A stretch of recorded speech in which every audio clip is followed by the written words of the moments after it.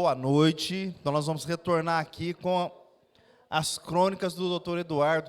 Antes, só fazendo algumas considerações, Dr. Eduardo, porque nós pretendemos falar um pouco de filosofia, e o senhor sabe disso, que na história da filosofia há um momento onde existe a narrativa mitológica.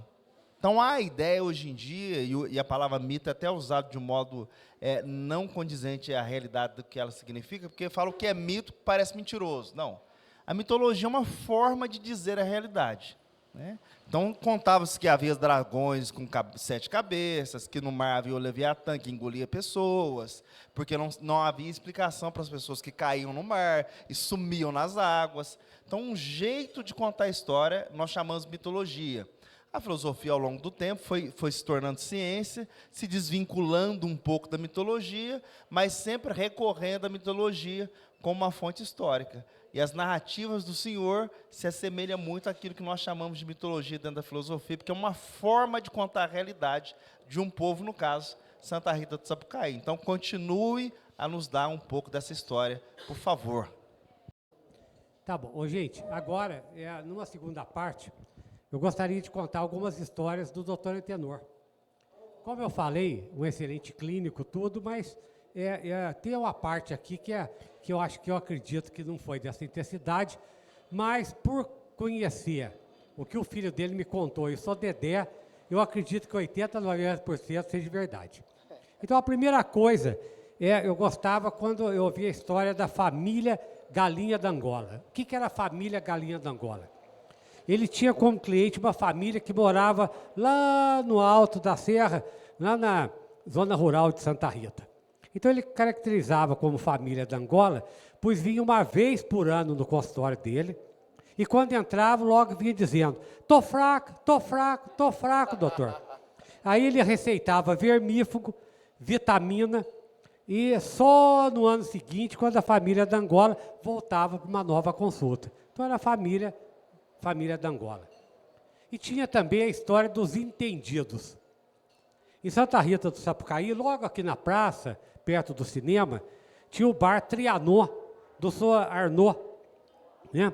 Aí o doutor Antenor sempre passava por lá e tomava um cafezinho. Chegou, pediu um cafezinho com leite bem quente.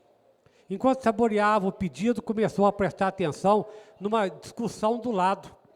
Eram 3 ilustres pessoas que discutiam sobre bomba atômica aqui em Santa Rita. Só que eu não posso falar o nome deles. E aí o doutor Antenor, ao se inteirar da conversa, pediu uma água mineral prata bem gelada, aproximou dos conferenciados e perguntou: responda-me, por que o cabrito faz cocô em grãozinho, tipo azeitona, o cachorro em trocinho e a vaca tipo mole em placa? Os 3 olharam, pensaram, e um deles: não sei, doutor, por quê? Aí o doutor Antenor completou: vocês não entendem nem de bosta e querem entender de bomba atômica? Pegou e saiu agredindo, rindo todo, e ficou por isso mesmo. E o médico novo? O doutor Antenor, com aquela experiência toda, com uma simples anamnese, conseguiu bom diagnóstico, apesar da fraqueza que agia, da franqueza, né, que ele agia. Então, chega no seu consultório um moço com um pedido de raio-x, que o doutor Antenor fazia raio-x naquela época. Era um raio-x de estômago, radioscopia. Provável diagnóstico, úlcera péptica. Perguntou ao moço: você não é filho do fulano de tal, que é meu amigo? Ah, sou sim, doutor Antenor. Retrucou: seu pai não tem dinheiro suficiente para fazer a despesa da casa e vai gastar à toa com raio-x? Essa é uma úlcera que só dá em bunda de médico novo. E o rapaz ficou atônito, sem saber que conduta tomar, olhou para o doutor Antenor. E o doutor Antenor olhou firmemente para o jovem e disse: vem cá.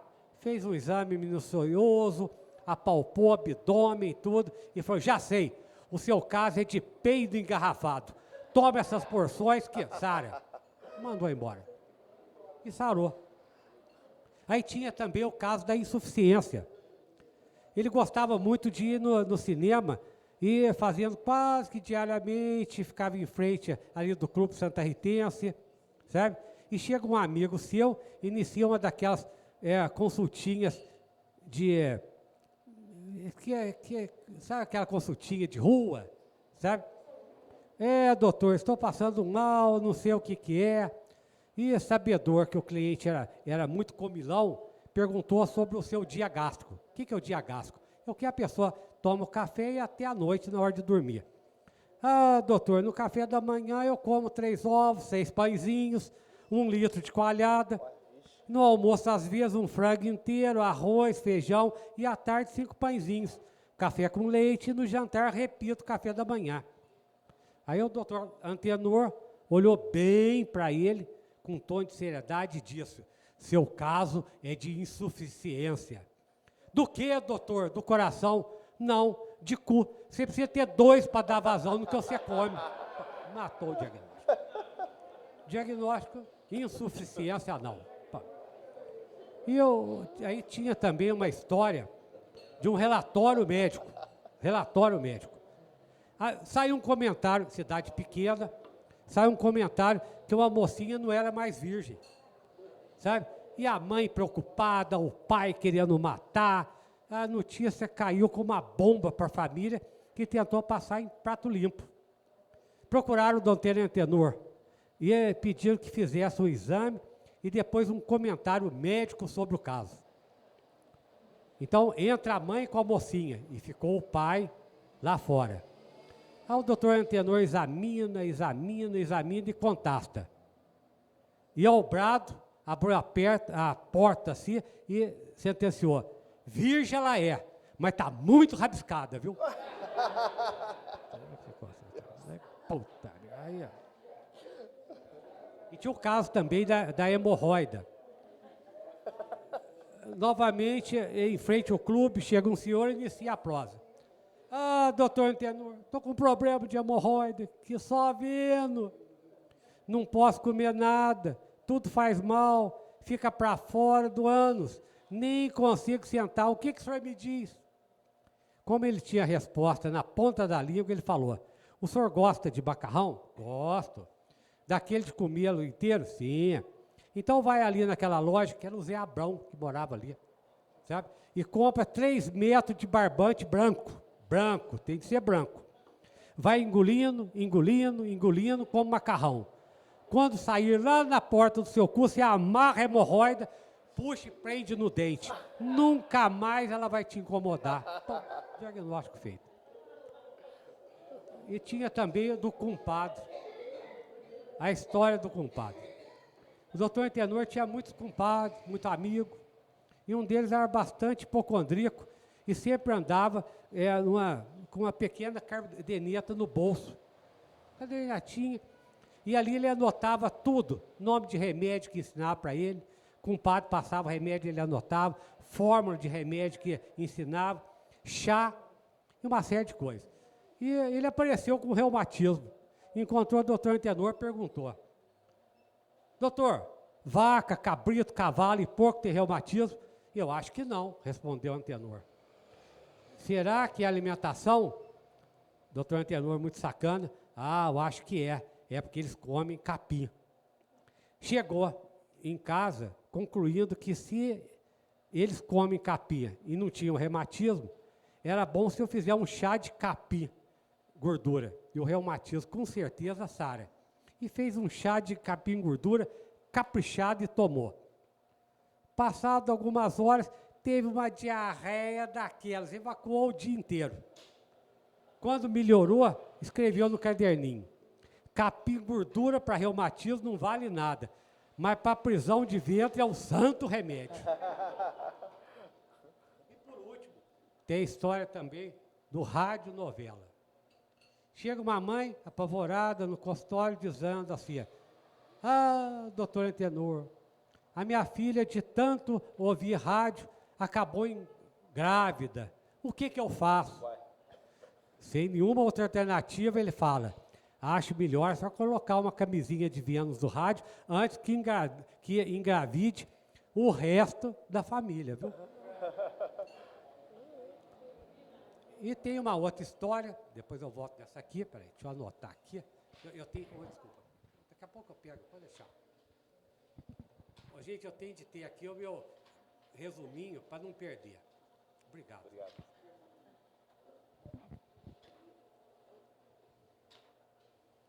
Eu vou contar uma história aqui, depois eu volto do Dr. Oswaldo Campos do Amaral, mas tem uma história do Dr. José Abreu de Azevedo que é muito interessante. O Dr. José Abreu é o pai do Decim Dentista. Ele nasceu mais ou menos em 1889, na cidade de São Gonçalo de Sapucaí. Ele formou em medicina no Rio de Janeiro, na Praia Vermelha, e em novembro de mais ou menos 1915. Era clínico geral, obstetra, e iniciou sua carreira na cidade de Pedralva e Cambuquira. Depois casou com a dona Lourdes Sodré de Almeida, vindo clinicar aqui em Santa Rita do Sapucaí. Tinha 2 amigos inseparáveis, Adilino Carneiro Pinto, seu filho Rui, que eram os 2 farmacêuticos aqui que atendiam aqui no Morro do Zé da Silva. O pai da Genia, né, e o avô da Genia. Então ele foi aluno de um grande mestre clínico geral, Dr. Miguel Couto, que no meu livro eu coloco várias coisas que ele falava, que na minha opinião, o maior clínico que existiu no Brasil. Né? E teve um atendimento domiciliar, sabe? Então ele foi chamado para atender na zona rural um caso urgente. E o mensageiro, vinha uma pessoa, né, na época, pedia pressa no atendimento, partiu. Era um caso de derrame cerebral. Fez uma anamnese com a esposa do paciente, perguntou o que tinha acontecido, e naquela época foi acompanhado pelo Sodilino Carneiro Pinto, que era farmacêutico e amigo. E quem me contou essa história foi o Sr. Rui, pai da Genia. Pediu para a esposa do cliente que lhe trouxesse uma tigela para guardar o sangue que ele iria retirar através de sangria vermelha. Naquela época não tinha diurético, não tinha outra forma não, sabe? Não tinha antihipertensivo, então tinha de cortar a veia. Com uma punção e uma veia calibrosa, retirou mais ou menos 400, 500 ml de sangue, na tentativa de abaixar a pressão arterial que estava muito alta. Não existia diurético. Retirou o sangue desejado e pediu que guardasse aquele volume para juntá-lo com outros que viriam a acontecer após outras funções, para saber se no final quanto que tinha retirado o doente. Como o caso era grave, teriam que permanecer por um longo período na casa do doente. Era muito comum o médico ir para a casa do doente e ficar 1 dia, 2 dias, até que resolvesse. Interrogados se iriam ficar para o almoço, prontamente responderam, sim, vamos ficar. A dona da casa gritou para a cozinheira, faça um frango ao molho pardo. Imediatamente a cozinheira se pôs a caprichar no prato, pois o doutor iria almoçar na sua casa e ia comer a sua comidinha. Sentaram à mesa e almoçaram como frades. Sobrou para a turma, o frade. Não sei porquê, mas por que eles falam que é frade, mas não sei. Que é tudo gordinho. Né? E descansaram um pouco, novo exame no paciente, levou a concluir que havia necessidade de mais uma sangria vermelha. Pediu à esposa do paciente que fosse buscar a tigela com sangue. Indo até o armário para pegar a tigela e não encontrando, perguntou assustado ao empregado, aonde está a tigela de sangue que eu deixei aqui? Ué, ocupei no frango ao molho pardo que pediram para fazer no almoço. Misericórdia. Putz, pegaram, fizeram o molho pardo. E ninguém reclamou, viu? Que estava bom, estava. E tinha também o lance também do táxi de urgência. Tinha o Sodidico, aqui em Santa Rita, que ele tinha um carro de praça, num ponto ali em frente ao Clube Santa Ritense. Ele servia a população carente de transporte na época, né? Então todo mundo usava o táxi do Sodidico. O doutor Abreu, batendo papo no interior do clube, quando chegou um senhor de meia idade, perguntou, ô doutor Abreu, quanto que o senhor me cobraria para ver um cliente lá na Serra da Piedade? Aí o doutor Abreu, vendo que o cliente era de pouca posse, pensou e disse, 10 contos de réis. O cliente, achando o preço bastante excessivo, concordou. Foram de carro, então eles foram no carro do doutor Abreu. O doutor Abreu mandou ele sentar, entrou tudo e foram para a roça. E chegando na Piedade, junto a uma porteira, o senhor lhe disse, aqui está bom, doutor Abreu. Esse assustado perguntou, e o doente, onde está? Olha, o seu Odilino, que é o avô da Genia, já deu o remédio e me pediu que trouxesse com urgência. E eu administrasse logo. Como eu fui atrás do Didico, e ele queria me cobrar 30 contos de réis, e o senhor me fez por 10, preferi que o senhor me trouxesse. Gente, eu coloquei aqui para amenizar, tá? Que ele saiu e deixou o dinheiro no banco. Que o doutor Abreu só balançou a cabeça. Eu não posso colocar aqui o que o senhor Abreu falou para ele. Que o senhor Abreu era bravo toda a vida, né? Aí cada um imagina o que o senhor Abreu falou, né? E agora, como eu havia comentado, sabe? Antes até queria fazer um comentário que eu esquecia, tá? Eu vi aqui o Heron e também o Robson. Lembrar que os patrocinadores do livro também, na época, foram a PWM do Brasil, o Heron, né? E também o Robson através da Linear, sabe? Isso é extremamente importante falar, isso há 30 anos atrás, tá? Então, para vocês chegarem à conclusão, tudo, se eu tivesse levado o dinheiro direto para o hospital, ia ficar mais em conta e mais simples do que ter feito o livro, que deu um trabalhão danado. Porque na época a gente fazia isso através de fita cassete, a pessoa contava a história, e eu punha isso no papel. Agora vocês viram o trabalho que dava, né? Mas vou falar um pouquinho sobre o Dr. Oswaldo Campos do Amaral. Ele nasceu na cidade do Rio de Janeiro em fevereiro de 1896, mais ou menos. Era filho de Campos do Amaral, Júlio Campos do Amaral. Ele vinha de uma família pobre e com muita determinação e força de vontade chegou ao curso superior. E ele chegou a fazer medicina por 2 anos no Rio de Janeiro e 3 anos na Faculdade de Medicina da Real Universidade de Roma, vindo a cursar o último ano na Faculdade do Brasil quando retornou. Ele formou em clínica geral em meados de 1923 e foi convidado por seu irmão, Dr. Euclides, que era delegado em Santa Rita, a passar umas temporadas aqui. Gostou da cidade e adotou-a como terra. Depois de casado, em 1927, casou com a dona Marieta Capistrano, que é aquela que eu comentei inicialmente, que me ajudou muito a fazer o livro. Adorava a dona Marieta Capistrano e bater papo, que ela conhecia tudo e contava os bastidores das histórias da medicina em Santa Rita, tá? Eu tenho lá guardado, nunca pude publicar também tudo, que tinha muito detalhe, tudo, né? Ok? E tem alguma coisa muito interessante, que agora é uma coisa assim mais séria, sabe? Na época, o Dr. Oswaldo Campos do Amaral teve uma discussão por questões de ponto de vista com um colega e esse colega magoou muito o Dr. Oswaldo Campos do Amaral e perderam a amizade. O tempo, então, haveria de uni-los novamente. E o que aconteceu através da própria medicina? Da própria medicina que havia separado. Mundo pequeno. Passado alguns anos, a filha desse colega contraiu uma infecção pulmonar.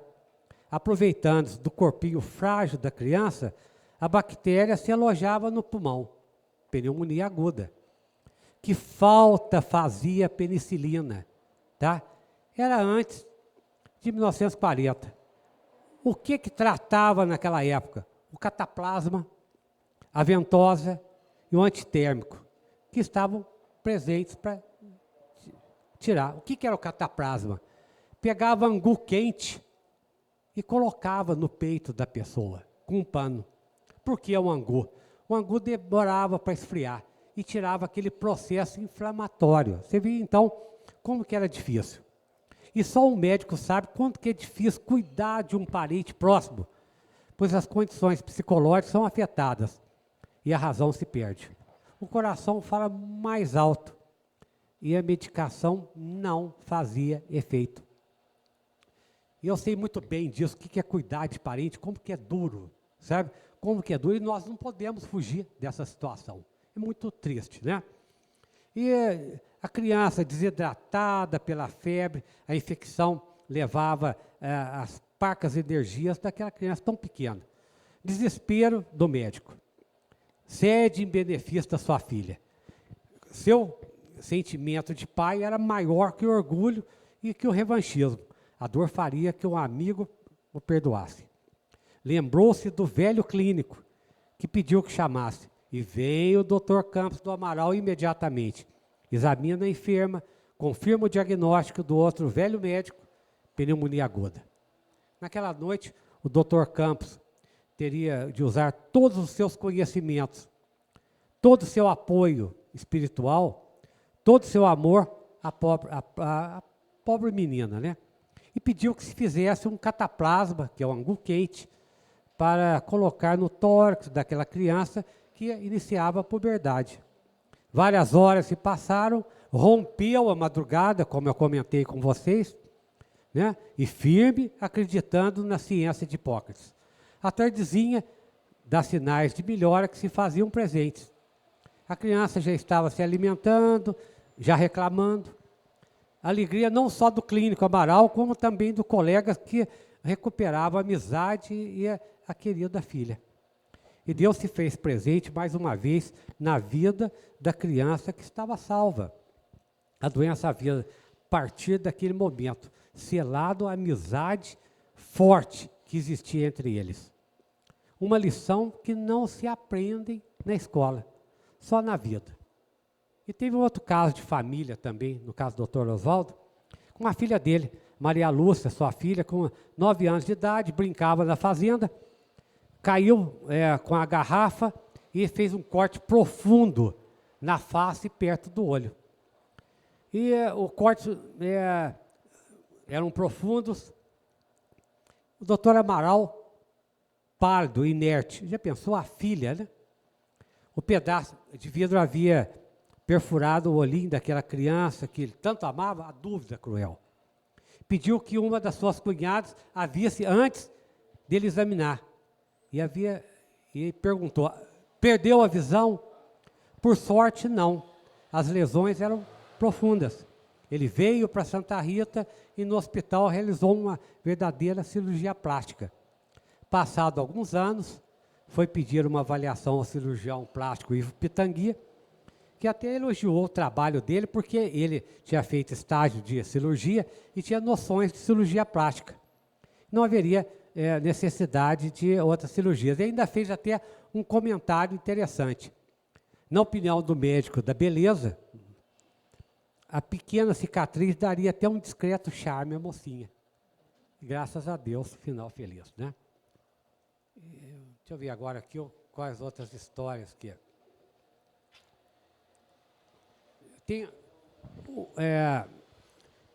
Eu não poderia assim, fazer uma homenagem, sabe? Não só as curandeiras, como as bezendeiras também, sabe? Como as curiosas que eram chamadas, que faziam parto, tá?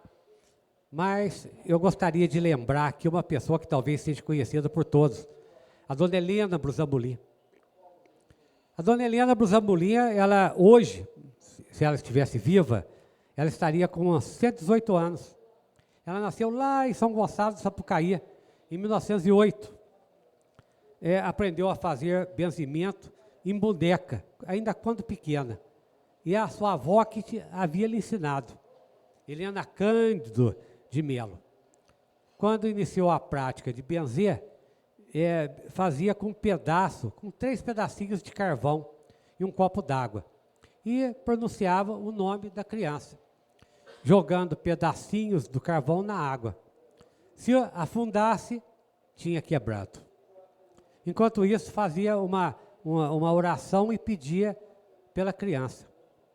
Durante o benzimento, acontecia um fenômeno interessantíssimo com a dona Maria Helena, da dona Helena Brusamulinha. Ela ficava fraca, zonza, sonolenta, bocejando e com os olhos lacrimejando. Inclusive, eu fui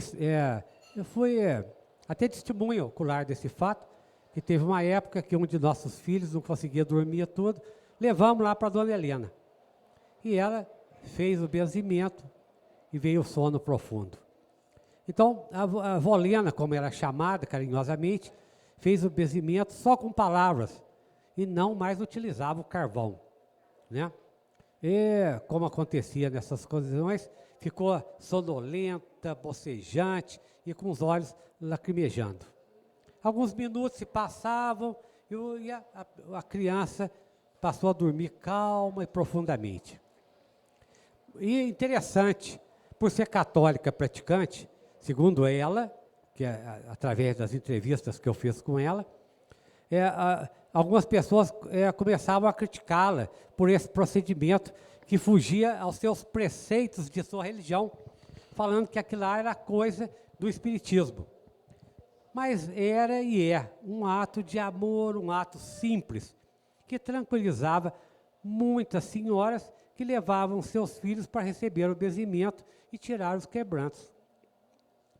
Mas, na verdade, o que a gente tinha de avaliar era o ambiente de acolhimento. Existe ainda algo muito humano e profundo, e a criança sentia segurança. A benzedeira, geralmente, falava manso, tocava com carinho e transmitia autoridade tranquila e criava um clima de proteção. A mãe também chegava cheia de esperança e de fé. Isso mudava o ambiente emocional inteiro. A criança percebia isso, tá? Inclusive, rapidamente, quem teve a oportunidade, tem um livro muito interessante de Renato Joste Moraes, quem fez a TIP, Terapia de Integração Pessoal em Belo Horizonte, lembra desse livro? Que na época, isso há 40 anos atrás, ela citava nesse livro que a mãe tinha domínio do inconsciente da criança em 80%. Hoje, a psicologia moderna já derrubou essa hipótese, falando que não. Mas até então, até eu mesmo aprendi com isso, que a mãe dominava, tá? E que quem tem mãe e é mãe sabe que a mãe pode dominar o filho o quanto tempo quiser. E vocês conhecem aí filho com 80 anos que ainda é dominado pela mãe, né? Então, não é verdade? Né? Então, esse domínio da mãe, você imagina uma mãe que chegava lá para a dona Helena, tá? Tensa, marinheira de primeira viagem, o tanto que dominava o inconsciente. E a criança também aproveitava aquela situação para dominar a mãe, tá? E através do benzimento, a mãe sentia-se bastante tranquila e também tinha uma ação espiritual, tá certo? Tá? Possa ou não acreditar, mas tinha, tá certo? E é até difícil, né? Mas o que predominava, na verdade, era a escuta, o carinho, a oração e a esperança e o alívio. E não podemos deixar de comentar que a oração, que a prece é extremamente milagrosa, tá? Extremamente milagrosa. E tem uma coisa ainda mais interessante que eu aprendi no Espiritismo, sabe? Prece de mãe não tem preço. E ninguém sabe avaliar o valor que é, tá? O valor que é, né? E há uma frase assim, muito compatível na doutrina espírita. Nem toda cura vem do remédio. Algumas começam no acolhimento, na fé e na paz que é o... Sabe? Então, nós não ficamos nem sabendo se é do espiritismo ou se é do catolicismo, tá? Mas que fazia e adiantava, sim. Tá certo? E, gente, deixa eu ver aqui agora o que mais que eu posso falar. Alguém nesse tempo tem alguma pergunta a fazer ao Dr. Eduardo? Se tiver, nós levamos o microfone até você, tá? Por favor. Pode interagir com ele, fica à vontade. Esse segundo momento é para isso também. Se alguém tiver alguma pergunta, alguma consideração a fazer ao Dr. Eduardo, o O microfone já está aí para ir em direção. Só levantar a mão assim que o microfone chega até você lá, Olha lá, o Ivon. professor Ivon. Ele é muito tímido, mas vai esforçar. Faça favor. Esforçar. Doutor Eduardo, boa noite. Boa noite, Ivon. Você me dá licença? Oi, Ivon. Professor Ivon. Mas eu tenho aqui umas coisinhas na minha cabeça que eu precisava perguntar para o senhor. Pode perguntar. Eu acompanho a sua vida há muito tempo, certo? Seus pais, seu pai foi nosso companheiro Vicentino há muito Nossa, tempo. durante muito tempo. Sua família foi muita amiga da minha família. Você, quanto jovem, antes de estudar, você teve uma vida assim toda especial, não é isso? Eu queria saber dessa vida especial de você, porque eu tenho lá em casa, eu ainda fui olhar hoje, olha, faz tempo isso, viu? Estou lá com um vidrinho lá, não sei se é detergente, sei o que é, alguma coisa que você fabricava na sua juventude. Isso. Como é que Então, foi isso? Eu posso até contar. Eu sempre brincava muito que uma vez eu ouvi uma frase que nunca mais eu esquecia. Que o cara fala assim, não existe inteligência, existe o impulso incoercível da necessidade. Quando você fica sem dinheiro, você fica criativo. Então, na época, tá certo? O que eu fazia? Tá? Na época, eu tinha uma empresa de vender banana. Comecei por isso. Comecei a vender, por sinal, a dona Áurea Longuinho era a maior compradora que eu tinha. Primeiro eu tinha de ir lá e ofertar para a dona Áurea Longuinho. Ai de mim, se eu não ofertasse para a dona Áurea Longuinho. E por ser uma pessoa que ficou assim aqui, foi muito dominante na minha vida, assim, que eu sempre lembrava, tá? Que a dona Áurea Longuinho era uma pessoa muito brava, uma italiana, brava, tudo. E naquela época, minha rua, tinha muita gente interessante. E a dona Áurea era uma delas. Por quê? Porque eu sempre assistia ela batendo no genro, quer dizer, eu não podia nem contar isso, mas, sabe? E o genro nunca empatou a briga, sempre apanhava, sabe? E passava a dona Áurea, já descia com tudo e pam, e aquilo me marcava muito. Então eu tinha mais medo ainda da dona Áurea ainda, por isso que eu levava a banana. Mas, muito ganancioso, comprei grande quantidade de banana, não sabendo que a hora que amadurecia tudo de uma vez. Quebrei. Aí eu comecei a vender queijo, tudo, até que deu mais ou menos certo, tudo.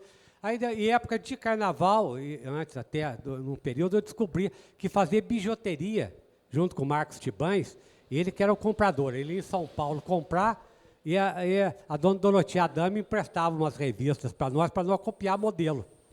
Então fazia pulseira de garfo, não sei o que lá mais, tal, sabe? E saía vendendo. E aí o Marcos Frávio descobriu nosso talento artístico, que até hoje eu não sei onde que estava. Nós começamos a fazer também trabalho para ele em época de carnaval. Sabe, foi a época que, sabe, e com esse dinheiro tudo, que a gente podia comprar uma bebida, tudo.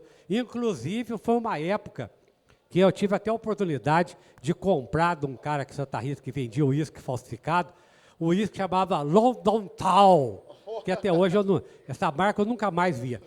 Era um uísque fantástico, que era poderoso. Você tomava uma dose no sábado e só acabava na quarta-feira de cinza, porque é o que devia ter ali de tudo no uísque, menos o uísque, né? E a gente fazia disso, pô. Então tinha que ser criativo, irmão. Sabe? Tinha que ser criativo, senão não sobrevivia. Tá? Mais alguém? Levanta a mão que leva o microfone aí. Ah, lá no fundo, ó, lá na outra sala lá. Fabiana.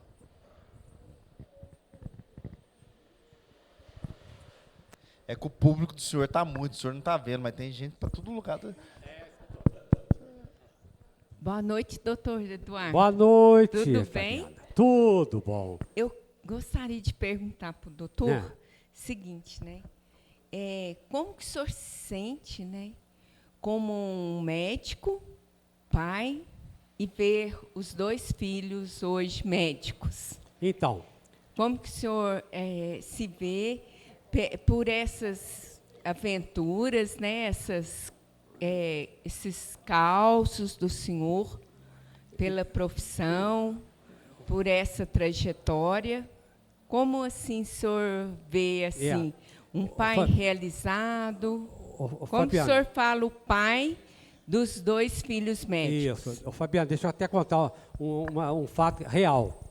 Lá em casa, eu pedia incessantemente para eles não fazerem medicina. Sabe? Mas como a Genia, bioquímico farmacêutico, eu como médico, talvez o assunto fosse permanente.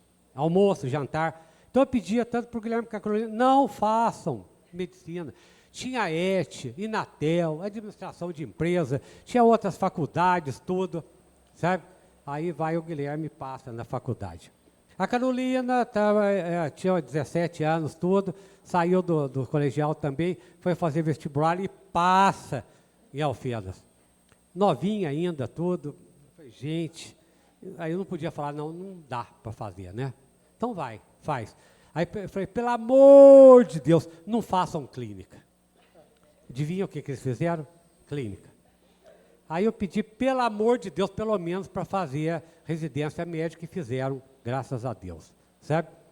E eu falei, gente, para que fazer clínica? Vocês estão vendo como é que era? Porque naquela época, quando eu vim para Santa Rita, não ia reclamar não, tudo, graças a Deus, eu tive um sucesso relativo na profissão, mas era muito duro, sabe? Eu acordava 2, 3 vezes à noite, tá me entendendo? Cedo já ia para consultório, sabe? E eu não tinha, assim, muita paz, tudo. Trabalhava, como se eu perguntar para o Drauzio, ele vai repetir a mesma coisa também, tudo, sabe? E eu, na verdade, a gente como pai não queria isso para os filhos, né? Tá? Mas nada adiantou. No final, o Guilherme fez clínica, depois fez cardiologia, a Cacá fez clínica médica também, depois fez medicina do trabalho, sabe? Aí, no final, sabe, aconteceu isso. Então, os dois se tornaram médicos e, graças a Deus, então, aí, com sucesso, tudo, né? E parece que a gente também fica agradecido, né, a Deus por ter cumprido a missão, tanto eu como a Geni, não é verdade? Né? É isso aí, Fabiana. Muito obrigado por ter perguntado. Muito obrigada pela resposta. Eu que agradeço.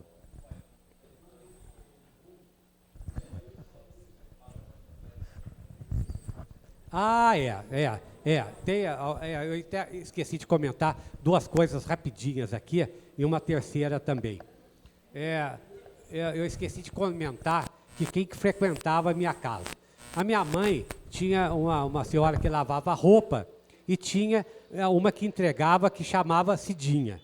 E um dia a Cidinha foi lá em casa. Aí a minha mãe serviu uma xícara de café para a Cidinha. Aí a Cidinha falou assim, ô dona Vera, a senhora tem um pouquinho de sal aí? Cidinha, para que sal se você está tomando café? Ah, dona Vera, eu estou com uma vergonha de pedir açúcar para a senhora. Então, quer dizer, gente, eu já comecei a viver assim dentro de uma... Né? E tinha também a Zilda.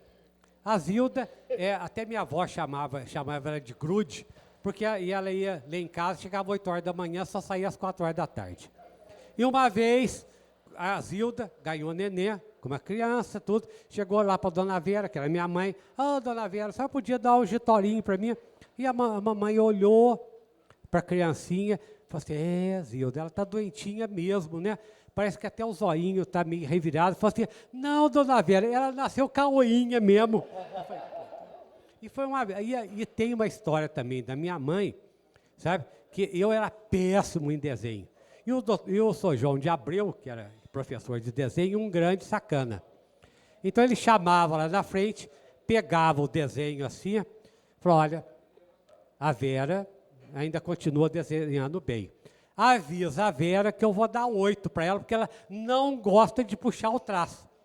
Você fala, volta na próxima aula, tá? Se a sua mãe reclamar, eu aumento a nota. Pô, gente, aquilo lá para mim era uma tristeza. Você imagina, né, uma criança na frente da sala, né? Então, isso aí...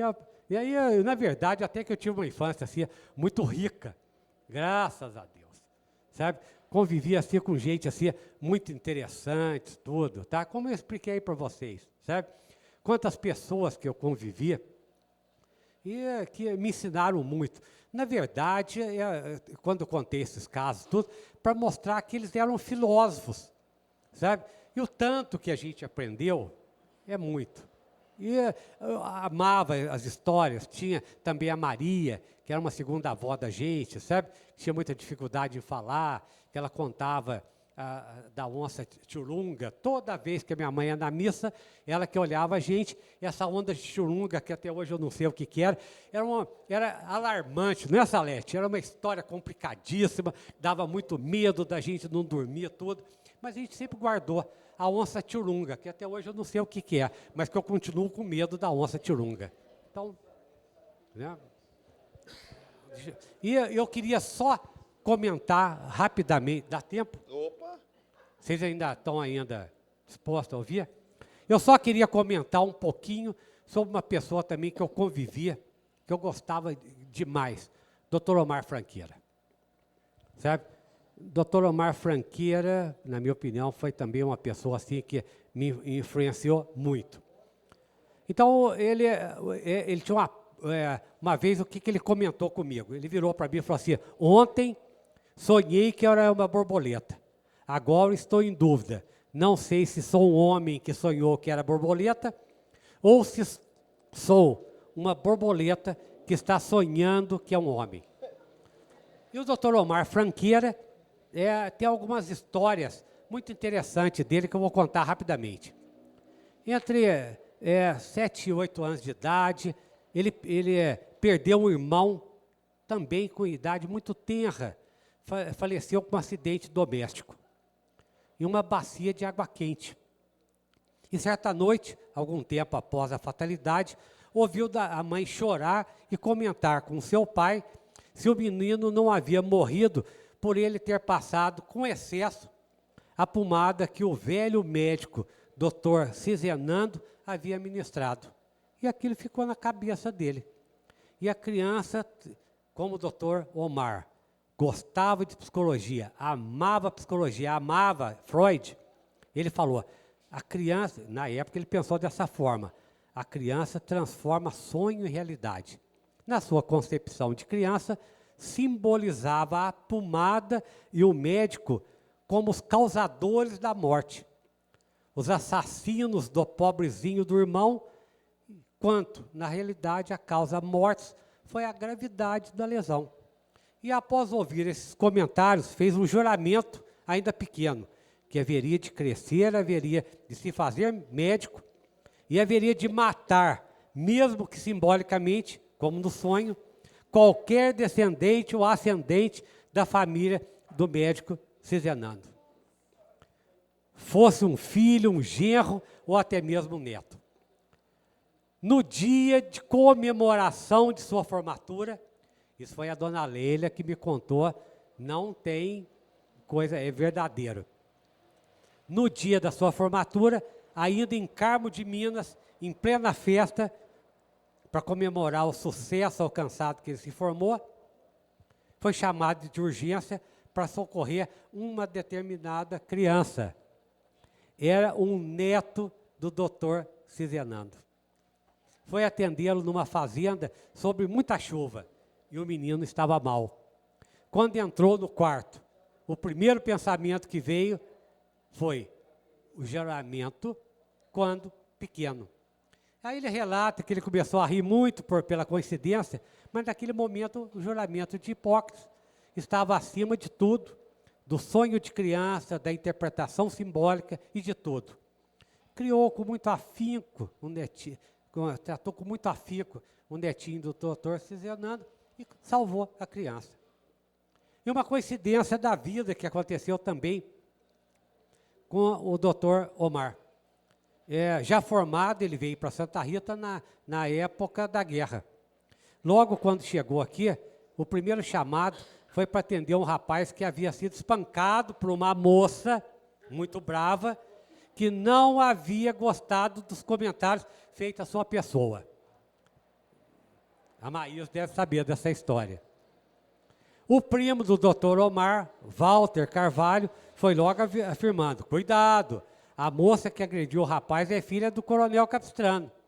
Olha lá o que vai fazer para incriminá-la. Sua carreira termina por aqui mesmo. Atendeu o rapaz, escoriações leves, nada de grave. O único agravante é que a moça havia invadido a repartição pública, em que o rapaz trabalhava e lá agrediu. Passado algum tempo, a irmã do Dr. Omar, que morava em Santa Rita, com vários filhos, foi convidada para esconder na Fazenda Delta. Era tempo de guerra e a cidade estava sendo evacuada e, com isso, o Dr. Omar Franqueira acompanhou. Lá, chegando alguns dias passados, conheceu a moça agredida. Era a dona Jacira, que logo viria a ser a esposa. E ele sempre brincava falando, dá para brincar com uma mulher dessa? Coincidência da vida, né? E até tem uma história muito interessante e tudo. Ele falava que as 3 maiores mentiras que ele ouvia constantemente de seus clientes. Casamento é bom, dentadura acostuma fácil e criança não chora à noite. Isso dito na rua. Quando dentro do consultório vinha a contradição. Casamento é duro para ser sustentado e a coisa mais difícil de acostumar é a dentadura e não aguento passar a noite sem dormir, pois o filho chora toda a noite. E eu vou comentar uma coisa muito interessante aqui, para fechar. Uma outra visão. O Dr. Omar Franqueira sempre valorizou o psique do cliente. Ele gostava de estudar a alma humana, dizia que aquilo estava por dentro da pessoa, cativava mais do que aquilo que estava fora. Era apaixonado por Bertrand Russell e sempre dizia, a coisa mais imoral no mundo é fazer uma pessoa sofrer. Se nossas ações não resultassem em sofrimento, isso nunca seria imoral. E dizia também, o grande homem é aquele que nunca perde o ideal. Pode perder a ilusão ou qualquer outra coisa importante, mas o ideal sempre tem que estar vivo.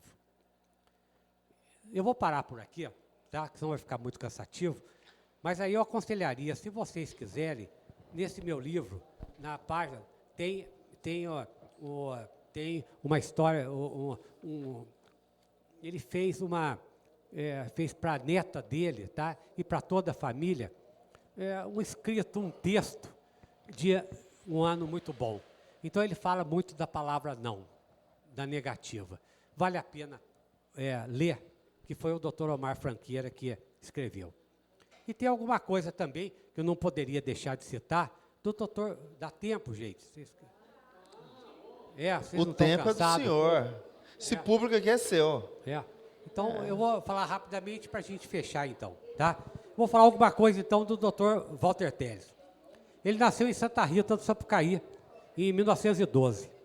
Era filho do Feliciano Marques, tá? Era tio da Fatinha, tá? De 2017 a 27, a qual realizou os estudos primários e secundários no Instituto Moderno de Educação. Em fevereiro de 28, ingressou na Faculdade de Medicina. Inicialmente, ele estagiou no interior de Minas, Santa Rita do Sapucaí, Camanducá e Borda da Mata. E aqui esteve até 1936. E, retornando ao Rio de Janeiro, ingressou como assistente voluntário na clínica pediátrica da Faculdade Nacional de Medicina. E ele, na verdade, ele ainda é invívido, para vocês verem que ele foi professor no Rio de Janeiro da faculdade, ele que fazia aqueles anais da Nestlé, e ele vivo ainda, tinha nome de hospital pediátrico em Fortaleza. Então vocês viram como que era reconhecido nacionalmente, né? E tem uma história dele muito interessante, para fechar, que ele falava que ele havia comentado comigo, que eu fui lá na casa dele várias vezes, tudo para conversar, que existia pelo menos uma analogia entre o pediatra e o veterinário, porque ele era pediatra. E que os doentes de ambas não informavam, mas o veterinário levava uma vantagem. As mães quase nunca participavam da consulta. Na verdade, os médicos de criança têm de conviver com a mãe insegura ou impacientes, sabe? e normalmente o médico não tinha muita paciência, né? Então tem uma história, que ele falava que era de um amigo, mas na verdade, como ele era pediatra, só podia ser ele. Então deve ter surgido essa história que ele falou para mim, deve ter surgido, mas que era ele, tá? E o pediatra chegou em casa e falou para a esposa: hoje eu estou morto de cansado, não estou para ninguém.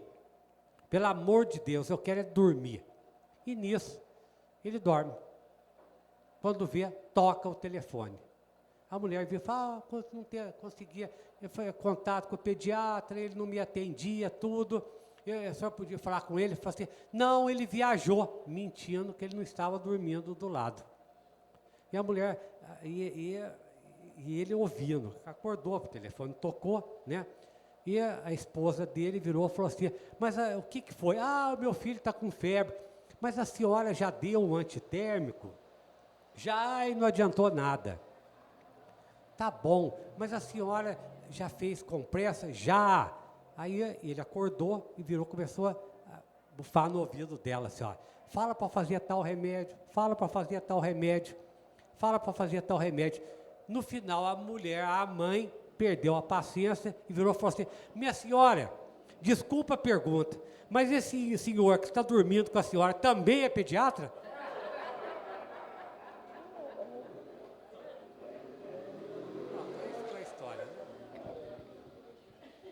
Então, eu vou só contar aqui então, a história do beijo da morte, para finalizar, tá? Porque senão daqui a pouquinho vocês me batem, nunca mais volto aqui na casa do Pio, o Pio me mata. E outro caso é da febre tifoide. Foi de um casal que estava separado. A esposa, professora. O marido com febre tifoide começou a passar mal, piorando e o quadro a cada dia. Amigos da esposa convenceram a fazer uma visita. Depois de muita resistência, cedeu, pois sabia que era um caso muito grave. Chegando na casa do antigo esposo, entrou. O marido já estava em coma de tifos. Nisso, a esposa, sensibilizada, deu um beijo no rosto e acordando o marido. Abriu os olhos, viu que era a esposa e teve na hora um colapso cardíaco e faleceu. E apelidaram a mulher de o beijo da morte. Gente, infelizmente, como o tempo está avançado, na verdade, eu teria trazido aqui algumas outras histórias, tudo, mas não poderia deixar de contar histórias do Dr. Mário Brandão, do Sodilino com o Sorrui, tá? O Sodilrui até me xingava muito, porque eu ficava com um gravador atrás dele, e ele contando história, tudo, sabe? Mas aí, numa outra oportunidade, tudo, a gente conta, tá bom? Eu queria agradecer a presença de todos, tá? Muito obrigado pela paciência, tá certo? Me desculpa aí pelos palavrões, tá?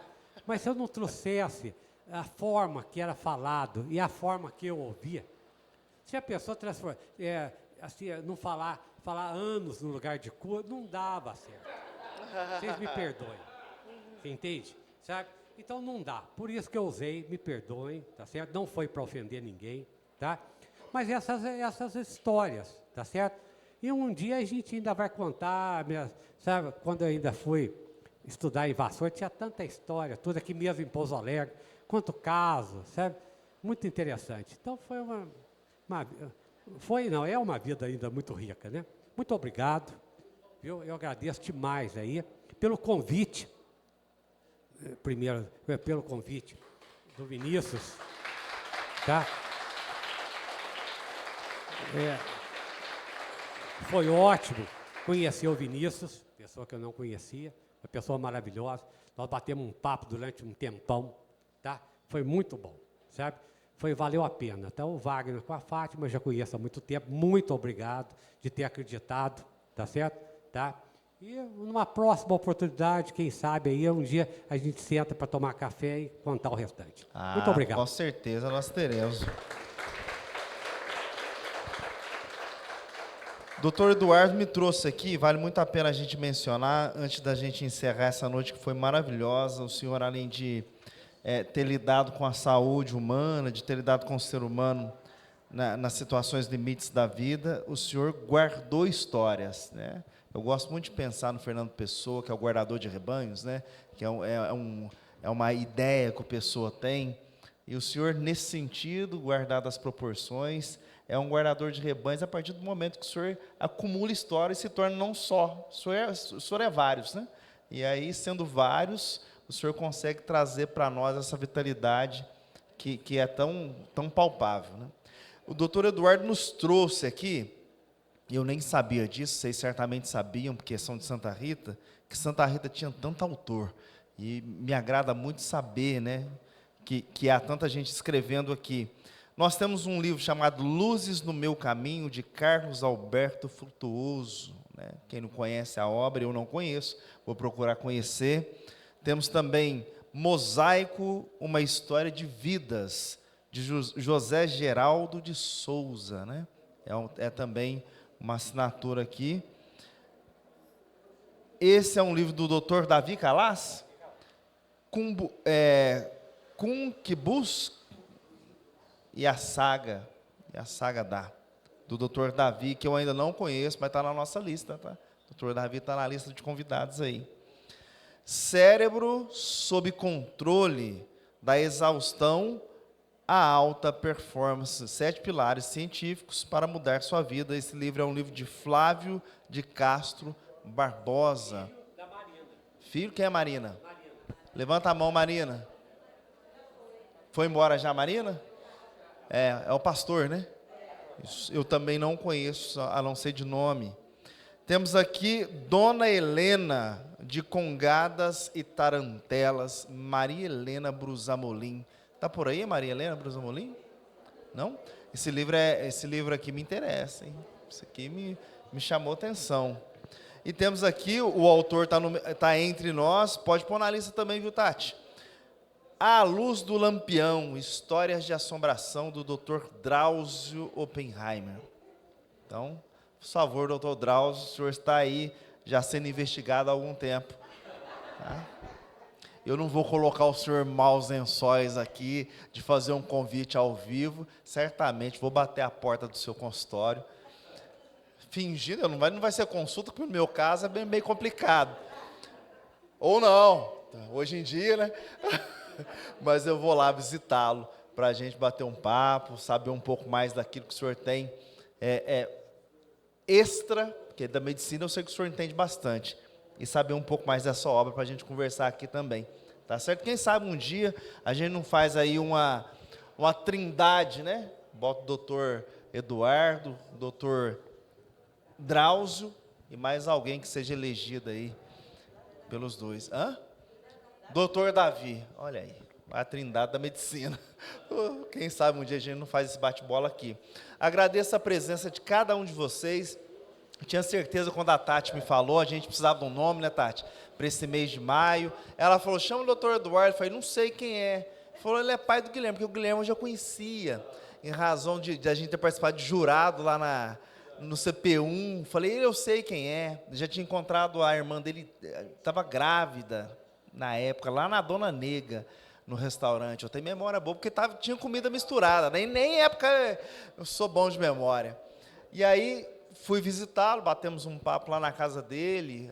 A Geni faz um curso conosco lá na FAI, eu não sabia. Ela chegou, eu falei, uai. Chegou na casa, eu achei que até que ele era viúvo. Eu cheguei na casa, não tinha ninguém, só tinha ele. Eu falei, coitado, um homem solitário, né? Aí sentamos na mesa ali, fomos bater um papo, ela chegou, eu falei, entrou uma moça aqui, uma senhora, às vezes a senhora até que cuida dele. Aquelas vizinhas que vem no fim da tarde, né? É a Geni, é a esposa, é a senhora que cuida dele, inclusive, há algum tempo. Não deixa de ser, né? Foi um papo muito agradável, nós falamos ali, né, doutor Eduardo? Começamos a falar um pouco da história do senhor, depois dessas crônicas que o senhor faria, e nós terminamos falando de religião, de um modo belíssimo, né, das crenças religiosas, e o senhor é uma pessoa de uma alma grandiosa, generosa e de muita luz. Então, muito obrigado pela presença do senhor, viu, pela partilha do senhor aqui nessa noite. Eu que agradeço muito, né? E deixa eu até explicar, até eu havia comentado com a Fátima que eu estava bastante desatualizado, tudo, sabe? Que eu não queria mais, assim, fazer alguma coisa exposta, tudo, que eu não queria nem me expor mais. Mas um detalhe, assim, bastante importante, né?